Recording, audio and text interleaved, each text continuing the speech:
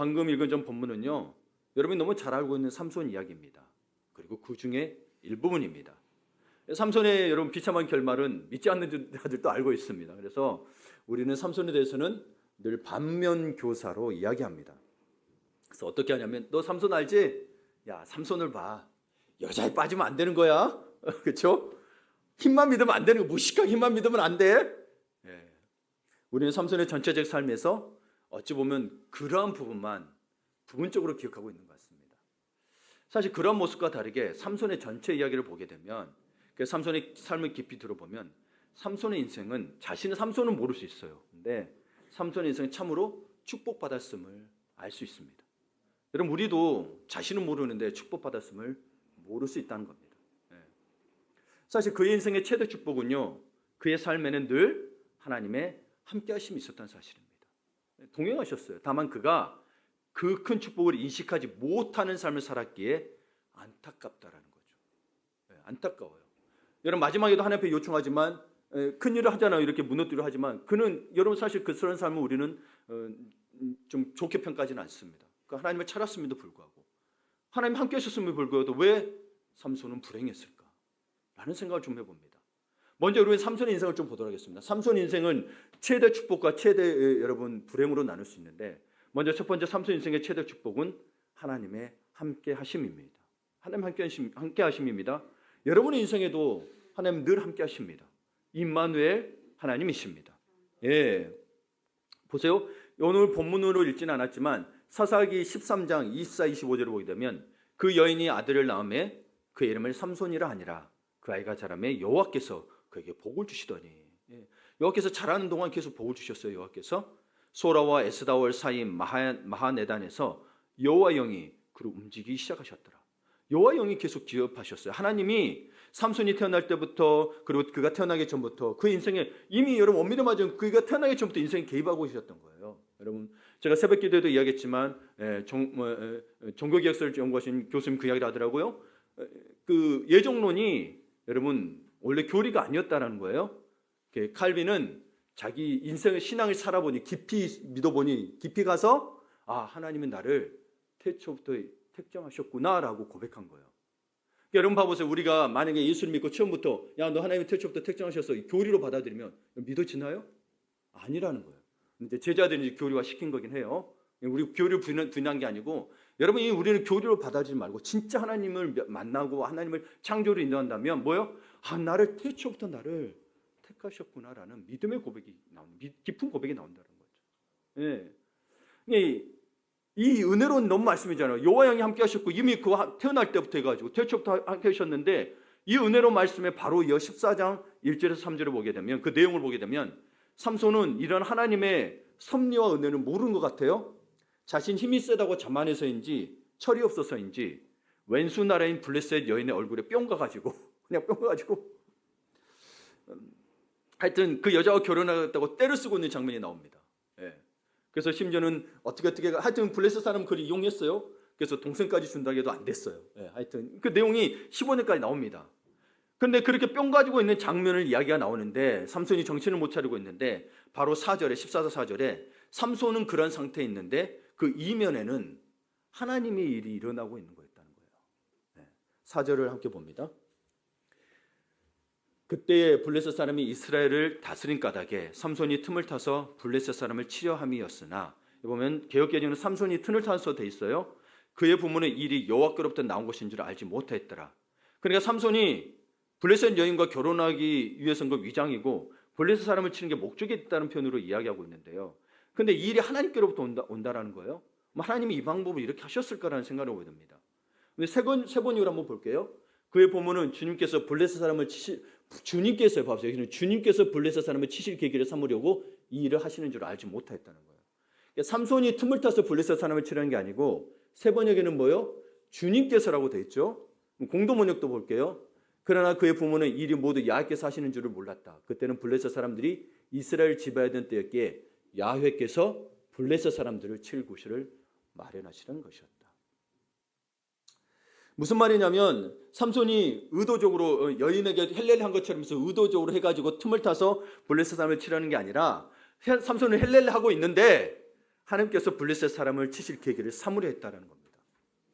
삼손은 정신 못 차리고 있는데 하나님은 삼손을 통해서 하나님 일을 하신다는 겁니다. 그러니까 여러분, 블레셋 사람을 칠 계기가 된 건 맞아요. 개혁개혁 삼손이 틈을 타서라고, 주체가 하나님이시라는 거예요. 삼손이 아니고.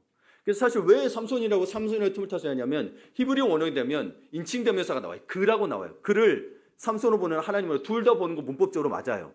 근데 여러분 문맥상으로 뚝 20절까지 보게 되면 여러분 주체는 하나님이시라는 걸 알게 됩니다. 예. 그러니까 여러분 이 구절 자체에 있어서 해석에서 틀렸다는 게 아니고, 예. 구절을 볼 때는 뭐야? 하나님이 하셨다는 거예요. 근데 부모도 알지 못했던 표현을 쓰죠. 사실은 뭐예요? 이 개혁개정에도 하나님이 하셨다라고 이야기하고 있는 거예요. 예.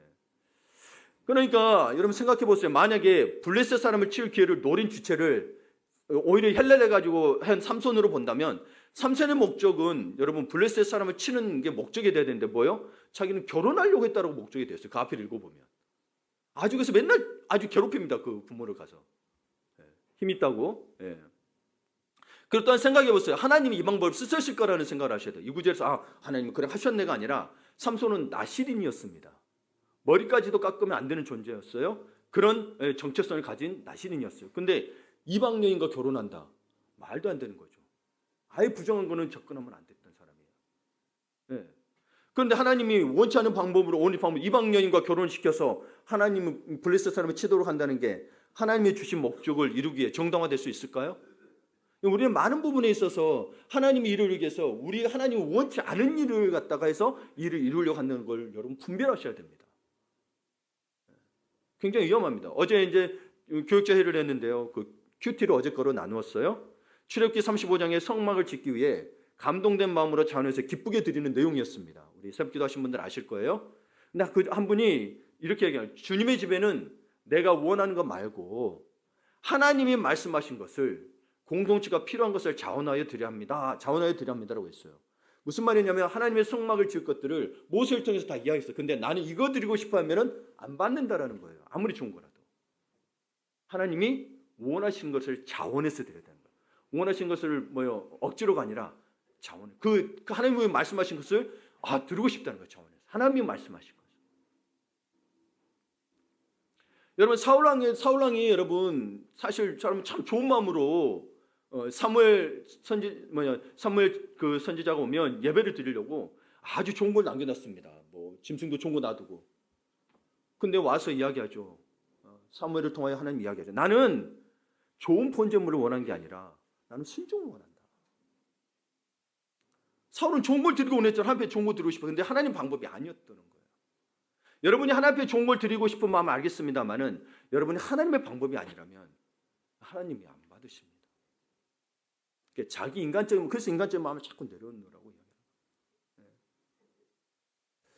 그런데 여러분 참 그런 일이 있는데 참 삼손의 이야기, 오늘 이야기가 저에게는 13절부터 이야기가 저에게도 참 좀 그래도 위로가 된 게 뭐냐면, 삼손은 사실 헬렐레 블레셋님만 보고 있었어요. 헬렐레 헌팅이에요. 헌팅, 사냥꾼이에요. 사냥꾼. 근데 하나님께서는 이 철없는 삼손의 행동 속에 틈을 타서 오히려 반전의 기회로 삼았다는 거예요. 그러니까 헬렐레 하고 있는데 그 헬렐레함을 못하게 막으심을, 이게 여인을 안 주게 맞물으면서 블레셋 사람의 칠 기회를 만들었다는 거예요. 왜냐하면 블레셋 사람들이 이스라엘을 너무 괴롭히고 있었거든요. 사사시대예요. 그러니까 여러분 이러한 일이 저에게도 얼마나 큰 힘이 되냐면, 우리도 사실 보세요. 이게 여러분 의도적으로, 사울처럼 의도적으로 삼손을 한 게 아니에요. 지 마음 뭐예요? 좋은 대로 행한 것뿐이에요. 사무엘 선지자의 말을 듣고 자기는 들었음에도 불구하고 순종하지 않은 것과 다른 문제예요.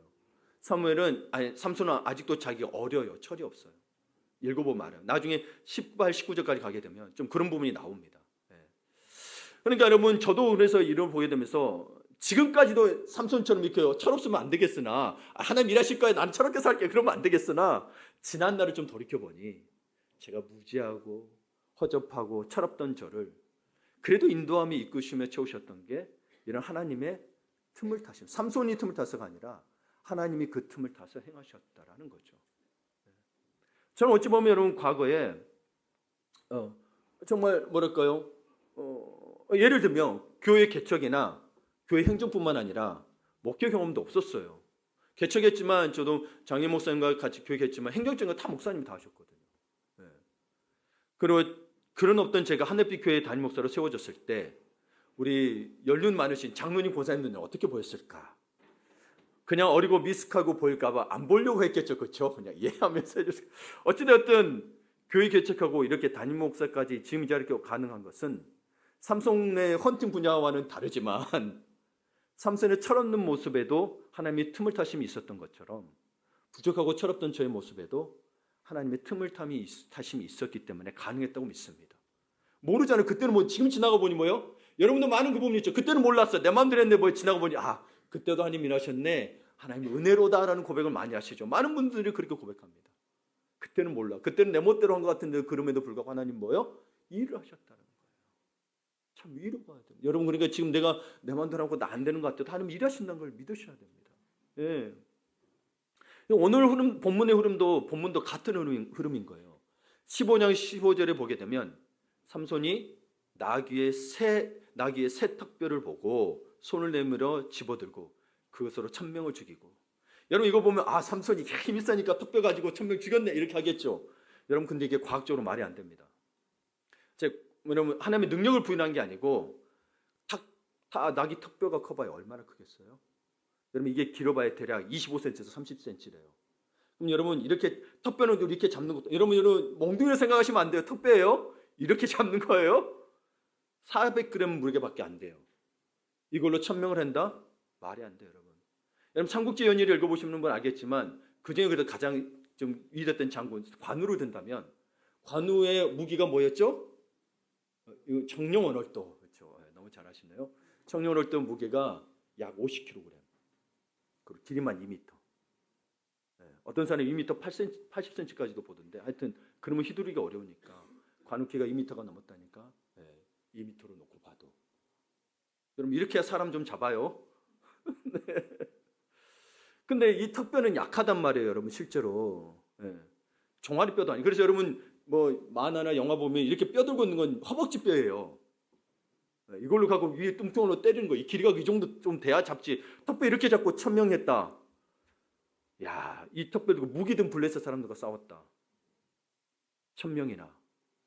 이것은 무엇을 의미하는 걸까요? 삼손이 힘이 센 걸까요? 아니요. 나귀 턱뼈는 그 자체가 강한 무기가 아니라니까. 나귀 턱뼈로 했다고 돼 있어요. 하나님의 능력을 보여주기 위한 하나님의 특별한 도구라는 거예요. 깨지지도 않고. 가능하냐? 아니요. 과학적으로 불가능하다니까. 하나님의 능력이 임하신 거예요. 삼손이 강력하거나 무기가 강력해서 이긴 것이 아니라 분명히 여러분 14절에도 보기에는 하나님의 영이 임하셨어요. 그래서 밧줄도 끊어지죠. 그전에는 밧줄을 못 끊어요. 하나님이 개입하셨기 때문에 이길 수 있었고 그것을 증명하고 상징하는 것이 바로 연약한 나귀 턱뼈라는 거예요. 사람 뼈가 세잖아요. 그럼 이걸로 잡았다고 쳤을 때 여러분 걔네를 방패 듣고 막았으면 턱뼈가 깨져야죠. 나귀 턱뼈가. 왜 안 깨졌어요? 깨졌다는 게 없어요. 여러분 이 하나님의 개입은요. 물맷돌로 골리앗을 물리칠 때 다윗의 삶에도 있었습니다. 여러분 생각해보세요. 어려요. 14에서 16세 있는데 골리앗은 여러분 엄청 커요. 네, 엄청 커요. 근데 여러분 여러분 신약에 보게 되면 돌로 사람들 쳐 죽이는 장면이 나옵니다. 사람이 웬만해서 잘 안 죽습니다. 돌로 쳐 죽일 정도로 몇 대를 맞으면 돌무덤이 쌓일 정도가 돼야 죽는 거예요. 근데 물맷돌 하나로 여기 말해서 죽었다. 정확하게 하나님이 개입하심이 있었다라는 거죠. 그게 여러분 쉽지 않은 일이에요. 여러분 생각해 보세요. 확률이 얼마나 될까요? 그 확률이 처음에 딱 맞아 떨어져요? 연습도 안 해보고. 여러분 양궁 선수도 그렇게 엑스턴 맞추려고 해도 어쩌다 한 번씩 엑스턴 맞잖아요. 네. 쉽지 않은 일입니다. 그러므로 삼손이나 다윗의 삶에 개입하신 하나님께서 당신의 삶에도 똑같은 방식으로 일하고 계심을 믿으시길 바랍니다. 이 사실을 진실로 깨달을 때 우리 삶에 큰 변화가 일어나는 거예요. 여러분 이거 안 된다 그러면 안 된다니까요. 여러분 하나님 함께 계심을 믿어야. 여러분 하나님은 여러분 불가능이 없으신 분이시잖아요. 그래야 여러분 안 되는 일도 되는 거지. 내 생각이 안 된다 그러면 안 된다니까. 그러면 시도도 안 해. 딱 적당히 하고 말해봐. 그래 될 거야. 근데 적당히 말해요. 근데 여러분 하나님 믿으면 이상이 될 것 같아요. 진짜로 포기를 안 하게 돼요. 뚫게 돼요. 힘든 건 알아요. 힘들어요. 쉽지는 않아요. 그러나 하더라는 거예요. 여러분 골리앗 맞다놓고 얼마나 무서워요. 생각해 보세요. 이게 물맷돌로 될까? 이게 여러분 같으면 어떻겠느냐는 거예요. 그렇죠? 아무리 연습을 했다 쳐도, 그렇죠? 골리앗 모형을 세워놓고 한 1년 연습했다 쳐도 그거 한 번 맞출 수 있을까요? 그거 쉽지 않은 일이에요. 하나님이 계획하시면 안 되는 일이에요. 이걸 믿으셔야 돼요, 여러분. 이런 일은 어쩌다 한 번씩 일어나가 아니라 하나님 하시면 하신다는 이야기인 거예요. 네. 구약 이야기가 전설이 되면 안 돼요, 여러분. 네. 그러므로 여러분 혹시 자신의 연약함 때문에 실패 아픔을 겪고 있으신가요? 그러면 틈을 타서 일하시는 하나님의 은혜를 구해야 합니다. 그걸 보셔야 돼요. 네, 그걸 보셔야 돼요. 하나님 일하신다는 거예요. 삼손은 몰랐지만 뭐요? 우리 이제 읽었잖아요, 그렇죠? 우리는 알았어. 그러니까 그걸 구하셔야 돼요. 네. 연약한 우리 모습 사이에 틈을 비집고 들어가셔서 역전의 기회를 만들어 주시는 분이 당신의 하나님이시고 저의 하나님이세요. 아멘. 예. 그래서 저는 하나님께서 2025년에 한읍교회 주시는 그 은혜의 구체적인 주제가 하나님의 동행하심입니다. 금요일에 1시간 기도를 하는데 계속 이 부분을 주신 거예요. 이 동행 우리 늘 해왔잖아요. 이 동행하심에 대한 의미가 조금 여러분 좀 그냥 함께한다 이 개념이 아니라 어떤 의미냐면, 제가 말한 하나님의 동행하심은 어떤 의미냐면 하나님이 늘 우리와 함께 하시는데 우리가 잊어버리거나 믿지 못한다는 거예요. 그걸 바꾸시. 하나님의 함께 하심을 제발 잊지 말고 믿으라는 거예요. 하나님 함께 하시니까 내가 알아서 따라가야지, 이것도 아니에요. 뭐 그럴 수 있어요. 근데 제가 말하는 바는 늘 함께 하심을 기억하라는 건데 우리가 잊어버리거나 믿지 않는다는 사실인 거예요. 예. 그러니까 여러분 생각해보세요. 삼손이 엉뚱하고 철없을 때도 틈을 타셔서 하나님 일하시는 것을 깨달을 때 깨달았다면 큰 축복인데 아직도 못 깨닫는 거예요. 오늘 여러분 우리 영여바가 이제 시작했습니다. 그렇죠? 예장 통합측 교회가 약 9,500개 정도 됩니다. 이게 한 2년 전의 기록이니까 지금 모르겠습니다. 그중에 미자립 교회가 약 4,000교회, 1,000명 이상 되는 교회는 6%, 380개 정도 됩니다. 교인 수가 52명 정도가 교회 중간이랍니다. 그러면 5,000교 교회는 중간도 안 된다는 겁니다. 예, 5,000교회는 중간도 안 된다는 거예요. 그런데 뭐 미자립 교회를 떠나서 가장 큰 문제는 교회에 아동부, 청소년부가 없어져 간다는 겁니다. 예. 근데 오늘 우리 한대표교회는 하심 키즈가 있고 하심 청소년도 있고 오늘 하심 용지원부도 생겼습니다. 생겨놓고 숫자가 많다고 할 수는 없지만 생겨나야 여러분 또 하나님 보내주셔서 이거 하고 할 거 아니에요. 그래서 저는 그냥 여러분 하는 것 같지만 여러분 있어야 또 하나님이 보신다고 생각합니다. 예. 왜냐하면 하나님께서 우리의 연약함 중에도 틈을 타서 일하실 것이기 때문에. 아멘. 예. 자, 이제 삼손 최대의 축복을 받습니다. 하나님 함께 하시면 봤어요? 여러분의 그 축복이 있습니까? 근데 축복이 있었는데 삼손에게 비극이 있어요. 최대 비극이. 하나님의 임재를 있었는데 하나님의 임재를 인식하지 못한 것입니다. 여러분 하나님의 축복 가운데 태어났고 자라나는 우리 아이들이 삼손과 같은 결말을 맞이하지 않도록 그들이 깨달을 수 있도록 기도해야 됩니다. 네, 축복 받았다고 늘 교회에서 축복하는데 뭐요? 삼손처럼 살았다고 생각해 보십시오. 헬렐루야하고 쫓아가다 나중에 하나님 했지만 뭐요? 자기가 밀어뜨리고 죽는다고 생각해 보십시오. 그러니까 하나님의 최대 복을 가지고 있으면서도 그가 그 사실을 인식하지 못했다는 것이 그의 인생의 최대 비극이었어요. 성경 여러분 하나님의 임재, 하나님의 함께하심, 하나님의 동행하심, 성령 충만, 오늘 시사자 여호와의 영 임하심 다 같은 거예요, 여러분. 다 같은 거. 그분의 우리에게 함께하시는 것들을 다른 표현을 한 거예요. 그분은 영적인 존재신데 여러분 우리 가운데 함께하신 것도 뭐요? 우리 안에 계신 거고 임재하시고 성령 충만하신 거. 근데 하나님의 임재란 단어를 쓴 이유는 뭐냐면 하나님의 임재란 표현이 조금 더 우리 지금 출애굽기를 통해서 하나님의 임재, 셰칸의 영광, 장막이 임하신 거, 회막이 임하신 것들을 보게 될 때 이것을 통해서 뭘 알 수 있냐면 하나님의 임재를 신학적 표현으로 어떻게 해야 하냐면 하나님이 나와 함께 하심을 인식하고 경험하는 것을 말합니다. 이게 정확히 하나님의 임재하심을 했는데 내가 모르면 안 된다는 거. 그래야 임재라고 말할 수 있는 거예요. 구름 끄는 불기둥을 봐야 되는 거예요. 다들 보면 못 보죠, 그렇죠? 내 안에 정말 성령이 계시느냐? 네. 느끼셔야 돼요. 말로만 믿었는데 안 느껴진다. 그러면 여러분 내가 뭔가 뭐예요? 모르겠으면 그 주님께 물어보셔야 됩니다. 각자가 다를 수 있기 때문에. 그러니까 하나님의 임재란 하나님이 나와 함께하심을 인식하고 경험하는 거예요. 즉 하나님이 나와 함께 하심을 인식하고 살아가는 것을 하나님의 임재를 경험한다라고 말할 수 있는 거예요. 임재로만 임재했네가 아니라 경험한다라고 말할 수 있어요. 그러니까요, 삼손의 최대 벽이 뭐냐? 하나님 함께 하셨어. 근데 하나님 함께 하심, 임재하심 인식하지 못했어요. 그래서 어떻게 해요? 그 인생은 조금 우리 편으로 좀 비참하다. 이상하죠? 하나님 함께 하셨는 거죠. 여러분 이걸 좀 하나님 나라의 신학적으로 표현하게 되면 하나님이 인자하신 뭐요? 하나님이 나를 다스린 거죠. 그럼 하나님 나라가 내 안에 있는 거예요. 그럼 하나님 나라는 의와 평강과 희락이라고 했습니다. 삼손에게는 하나님의 임재가 있었는데도요, 의도 평강도 기쁨도 없었습니다.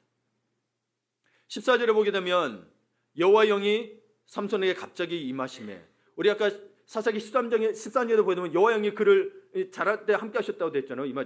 그럼에도 여호와 영이 임했는데 보게 되면 14절부터 쭉 읽게 되면 삼손이 자기 힘으로 한 것처럼 여기는 것 같습니다. 그래서 낙이 턱뼈 가지고 막 사람 블레셋을 물리쳐요. 그런데 18절에 보게 되면 삼손이 심히 목말라 여호와께 부르짖습니다. 삼손에게는 하나님의 임재가 있었는데 하나님 나라가 없었습니다. 그냥 뭐요?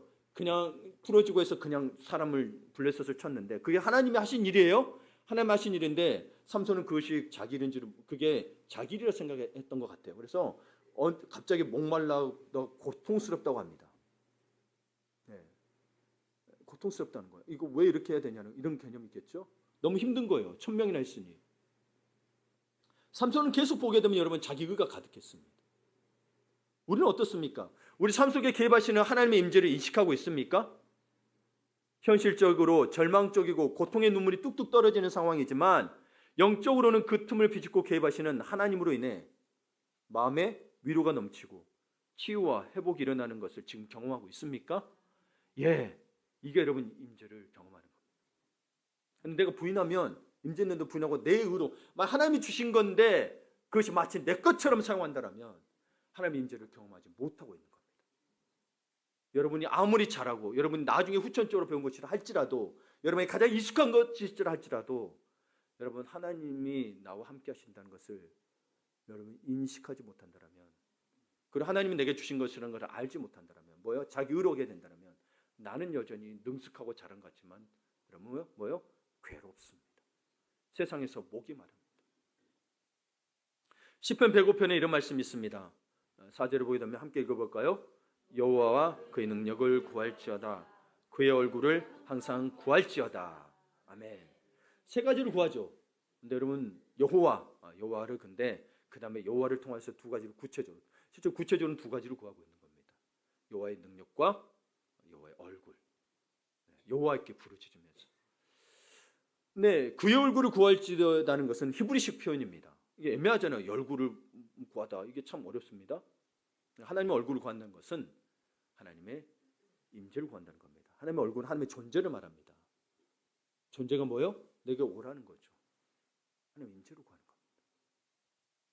그럼 이 말은 뭐 하나님의 임재를 구했다는 것은 하나님이 나와 함께 하심을 인식하고 경험한다는 거죠. 하나님이 영이시니까. 그럼 여기서 하나님의 능력을 구한다는 건 무엇이냐? 하나님의 능력을 구한다는 것은 이 세상을 살아가는 동안에 당신의 필요를 하나님의 손에 있는 것을 구하라는 거예요. 그러면서 동시에 이 땅을 살아가는 우리는 항상 그의 얼굴을 구해야 한다는 거예요. 이것도 응답해 주시고 저것도 응답해 주세요 하면서 하나님의 능력만 구하고 멈춘다는 거예요. 그걸 구한다면 뭐예요? 하나님을 인식하고 경험하기를 갈망해요. 그러기 위해서 달라고 해야 된다는 거예요. 늘 우리 필요만 채워주면 하나님을 만났다고 생각하는데 만난 게 아닙니다. 하나님의 임재가 있어야 됩니다. 근데 우리는 뭐예요? 늘 우리 일이 응답받았을 때에 하나님이 경험하기 시작합니다. 근데 그건 하나님의 주신 것을 받은 겁니다. 하나님을 직접 만난 게 아닙니다. 그렇기 때문에 그게 해결되면 어느새 하나님과 친밀해짐이 떨어지고 뭐예요? 또 자기 멋대로 살아. 또 어려우면 또 부르짖죠. 이런 일이 반복이 됩니다. 그러니까 여러분 우리 자신의 필요만 얻으면 된다는 게 아니라 그 필요를 누가 주셨는지를 정말 중요하게 여기고 살아야 된다는 거예요. 그래 여러분 그것을 누가 주셨는지를 알고 이게 손에 무엇이 들렸는지도 중요해요. 하나님 주신 거니까 감사하죠. 중요해요. 감사도 고백해야 돼요. 그러나 그것을 누가 주셨는지를 알고 그분께 집중하는 것이 성숙한 신앙인의 자세입니다. 여러분 신앙이 성숙하셔야 돼요. 그래야 누릴 수 있어요. 은혜는 하는데 나는 저 사람은 누리는데 못 누리는 것 같아. 여러분 하나님 똑같이 주셨다 그랬거든요. 다 은혜 똑같이 주셨대요. 저 사람은 누리고 나는 못 누리는 이유는 하나님을 정말 여러분 갈망하셨으면 그를 하나님을 느끼고 경험하셔야 된다는 거예요. 왜냐하면 그분의 인격이라고 하셨거든요. 근데 삼손은 하나님 주신 능력을 자기 마음대로 활용하는 데만 관심이 있었습니다. 여러분 13장에 나온 여인은 블레셋에 딥나 있는 여인입니다. 데릴라가 아니에요. 나중에 또 데릴라도 꼬십니다. 하여튼 저는 이 능력을 꼬시는 데 사용했어요. 힘센 사람들 좋아하겠죠. 파무스 생각하면서 보통 이스라엘 남자라면 적군이에요. 블레셋에 들어갈 수가 없어요. 가서 블레셋을 구한다. 이 종교적인 걸 떠나서 뭐예요? 무서워서 못 가요. 이스라엘 적대적인 국가라. 근데 뭐예요? 삼손은 자기가 하나님 주신 힘이 있는데 자기 것처럼 사용해서 그냥 들어가는 거예요. 안 무서워요. 삼손은. 안 무서워요. 거기서 자고도 와요. 그러니까 그 능력을 주신 원천인 하나님의 영의 임재를 인식하고 경험하지 않았다는 거예요. 성령이 내게 임재하셔서 너가 구원의 길을 가라. 예수의 말씀 순종해라. 교회 뭐 헌신해라 할 때 안 듣는다라는 거예요. 그걸 부인해 버려요. 내가 능력이 원래 많아. 나는 원래 그런 존재였어. 얼마나 우리가 그렇게 오만한지 모릅니다. 그러니까 뭐를 실패해요? 하나님의 얼굴을 구하는데 실패했습니다. 하나님을 만나는 데 실패했다라는 거예요. 또 심도 있게 말하자면 하나님은 계시는데 하나님과 만남을 실패했습니다. 하나님은 먼저 우리 가운데 임하셔서 우리 마음에 계시는데 우리가 하나님을 만나는데 실패했습니다. 그것도 다른 편으로 우리 이 자리에서 표현하자면 예배학 관점은 예배에 실패했습니다. 예배는 하나님을 만나러 오는 장소지 내가 여러분 뭐요? 위로받으러 오는 장소는 아닙니다. 하나님을 만나고 난 다음에 위로받아요. 위로받는 게 나쁘다는 게 아니고요. 예배의 진정한 목적은 하나님을 만나는 거예요. 내 기도 응답이 아니라 하나님을 만나는 거예요. 그러면 응답이 있다라는 거예요. 근데 자꾸 하나님을 만나는데 실패합니다. 그러니 하나님을 떠납니다. 근데 하나님이 안 만나준다고 그럽니다. 왜요? 내가 하나님을 만나자고 하지 않았다는 거. 하나님이 주신 것만 관심이 있었다는 거예요. 이렇게 하면 가서 주일날 예배 드리면 내 사업 잘 되게 해주시겠지. 봉급 많이 오르겠지. 이런 개념으로 살아가는 거예요. 아닙니다. 그건 만나는 게 아닙니다. 내가 아무것도 안 하고 있으니 하나님께서 길을 열어주시겠지. 아닙니다. 그건 하나님을 만나나. 그건 하나님 만난 다음에 하나님이 해주신다니까. 아까 말했죠. 손에 있는 걸 구하라고 그랬잖아요. 하나님에게 능력을 구하라. 구하는 거 맞아요. 근데 그 다음에 뭐요? 능력을 구했는데 그 다음에 얼굴을 구하지 않으면 그건 안 되면 실패한다는 거예요. 그래서 풍성한 은혜를 누리면서도 별로 행복하지 않은 인생을 살겠어요. 여러분 그 당시 삼손은 진짜 풍성한 은혜를 누렸어요. 힘도 있고 자기 마음대로 할 수 있었어요. 근데 별로 행복하지 않았어요. 맨날 사람 죽이고. 물론 여러분 사사로 역할을 해야 되지만 그에게는 기쁨이 없었어요. 그의 외로움들을 자꾸 이방 연애에서 찾으려고 그랬고 하나님을 찾지 않았어요. 참 안타까운 것은 여러분 뭐 권력 있는 자리는 다 그런 것 같습니다. 우리 대통령도 최대한 권력이 있는데 참 마음이 아픕니다. 여러분 우리나라의 대통령이에요. 여러분 우리의 기독교적인 관점은요. 이 대통령이 어떻든 간에 우리는 현 대통령에 대해서 기도해야 돼요. 잘 됐네 말았네 그렇게 말하면 안 됩니다. 왜냐하면 보게 되면 어떤 시대들은 구약에도 보더라도 보게 되면 하나님께서는 그 지도자를 위해서 기도하라고 로마서에도 나와 있죠. 그러나 여러분 나라가 무너지는 가장 특징을 보게 되면 공의와 정의 즉 사법적인 게 부패될 때 일어납니다. 사실은 정치 부패라고 볼 수 있는데 성경을 보게 되면 자꾸 법적인 게 안 지켜지는 거예요. 그래서 하나님이 공의와 정의를 자꾸 회복하라 그래요. 자꾸 회복하라 그래요. 그럼 우리는 여러분 공의와 정의를 지키고 있었습니까? 하나님의 말씀을 지키고 있었습니까? 참 마음이 아픕니다. 우리는 삼손과 비슷한 패턴을 사는 삶을 회개해야 합니다. 회개해야 합니다. 그럼 우리는 회개하고 회개로 끝나야 되는 게 아닙니다. 오늘 삼손의 고난을 통해 두 가지 유익을 찾아야 합니다. 그러니 지금이라도 고난을 통해 유익을 찾기를 바랍니다. 세 번째가 지금이라도 고난을 통해 유익을 찾기를 바라는데요. 오늘 본문의 배경을 보게 되면 삼손은 동족 유다 사람들 손에 붙잡혀 블레셋 사람들에게 넘겨지게 됩니다. 그 절체절명의 위기와 고난의 순간에 하나님의 영이 임합니다. 사실 유다 민족이 살려고 여러분 삼손을 넘겼어요. 그리고 나귀 턱뼈로 블레셋 사람 1000명을 죽이는 기적을 발휘하고 나서 하나님께 기도합니다. 18절 19절이죠. 삼손이 심히 목이 말라 여호와께 부르짖어 이르되 주께서 종의 손을 통하여 이 큰 구원을 베푸셨사오나 내가 이제 목이 말라 죽어서 할례 받지 못한 자들의 손에 떨어지겠나이다 하니 하나님이 레이에서 한 우묵한 곳을 터뜨리시니 거기서 물이 솟아나오는지라 삼손이 그것을 마시고 정신이 회복되어 소생하니 그러므로 샘 이름을 에낙고레라 불렀으며 그 샘이 오늘까지 레히에 있더라. 예. 근데 저는 18절에 좀 초점을 두고 싶습니다. 고난의 삼손이 고난을 겪음으로 두 가지 유익이 생겼습니다. 첫째로 고난을 통해 하나님께 삼손이 부르짖기 시작했습니다. 삼손이 하나님께 기도하는 장면이 여기에 처음 나옵니다. 사사로 불렀고 나사렛을 불렀는데 삼손이 기도하는 장면이 성경에는요, 모르겠어요. 그때 당시에는 모르겠는데 이 성경 본문에는 기도하는 장면이 처음 나오는 거예요. 삼손이 심히 목이 말라 있을 때 여호와께 부르짖었다라는 거예요.